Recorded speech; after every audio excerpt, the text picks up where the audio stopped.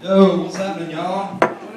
Thank you guys. Thank you for coming out tonight to somewhere in Augusta. One of my favorite places in town to drink, honestly. This place, they know how to party here, man. Even the cop that checks the IDs at the door is wasted, man. It's awesome. And that's really what I'm looking for when I'm getting drunk in public. It's cops. The more cops the place has, the safer I feel, honestly, man. And they are so darn helpful. You know, I'm leaving, I walk up to them, I borrow their breathalyzer.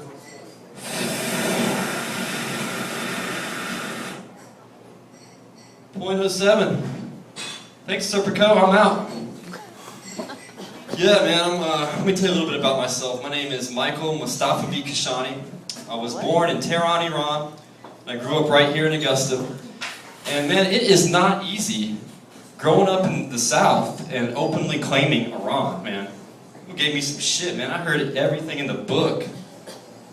Towelhead, Haji, Saddam. I gotta tell you though, the best one ever, Dune Coon.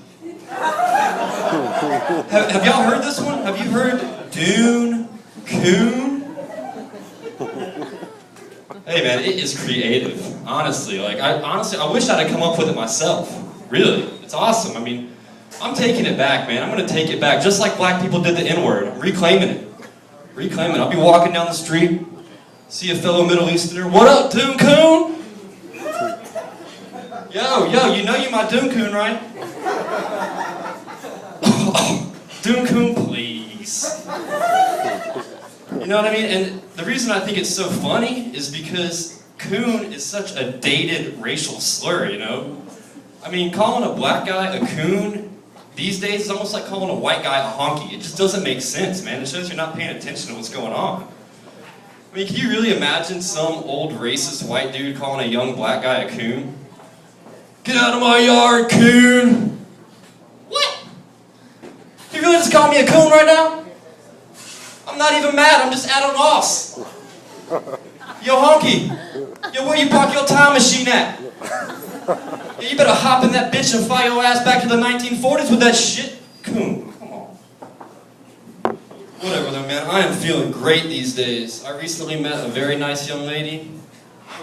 And I don't want to jinx it, but it's looking pretty promising, man. I'll be honest with you. Yeah, I met her at the probation office. And I gotta tell you, I've decided to exclusively date women that I meet at the probation office, man. And it's not easy, because believe me, the attractive ones are few and far between. Believe that.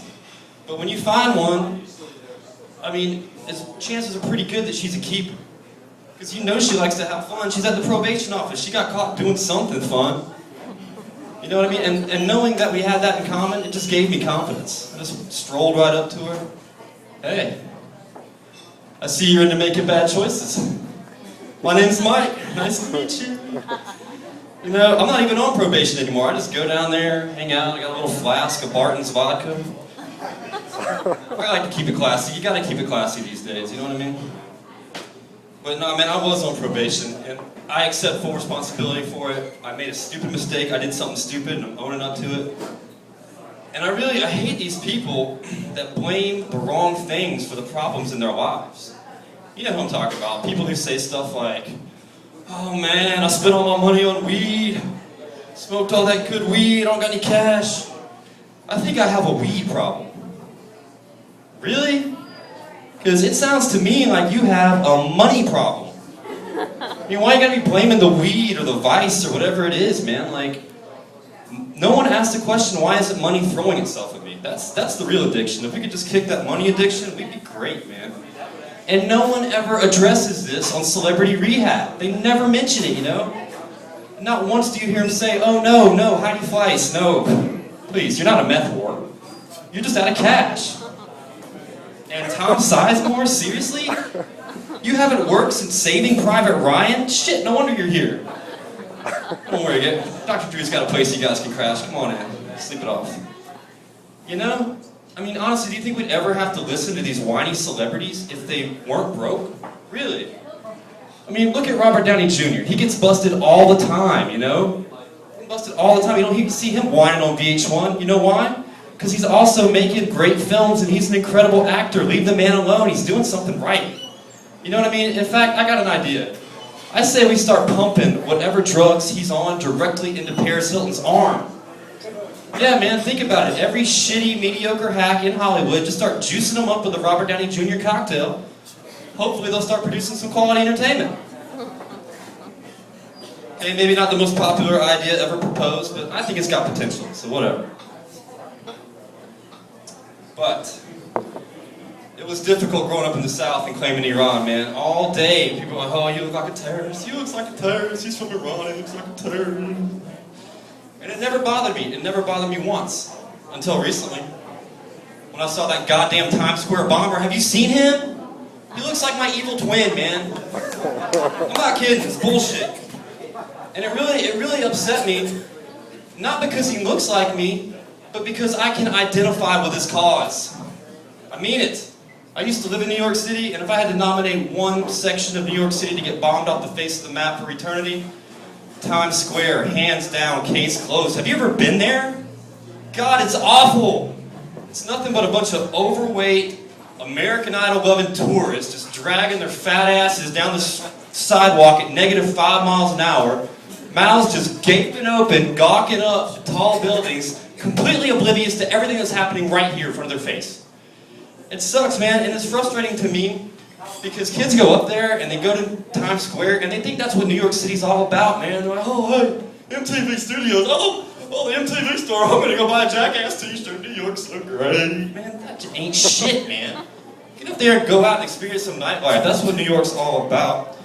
And you know, I'm sure it was cool at one time, before Giuliani went in there and kicked out all the titty bars and hookers and all the fun shit, but now it's just a giant commercial suckfest. Someone had to say it. And God forbid you have anything to do in Times Square that requires a sense of urgency. It's not happening. You need a cattle prod and a tranquilizer gun just to get through that crowd, man. I'm not even kidding. It's like, zzz, zzz, zzz. I don't wait, assholes. I'm trying to get that Starbucks over there. Oh, shit. Oh, it's a retarded fat fuck family of 5. God damn it. Where's my trank gun? Oh. Seriously, man, I am just lighting people up left and right in Times Square. Cattle prod in one hand, trank gun in the other, just parting the sea of retarded, fat, zombified tourists, leaving in my wake a trail of collapsed, convulsing, shivering, twitching, vomitous bodies, all of whom have just lost control of their bowels, just stinking up the goddamn streets, man. Oh, it's got me all nostalgic. I really need to get back up to New York soon. Anyway, guys, thank you very much. That's my time. Thanks to all their comics, and thanks to Brian for putting this shit together. All right.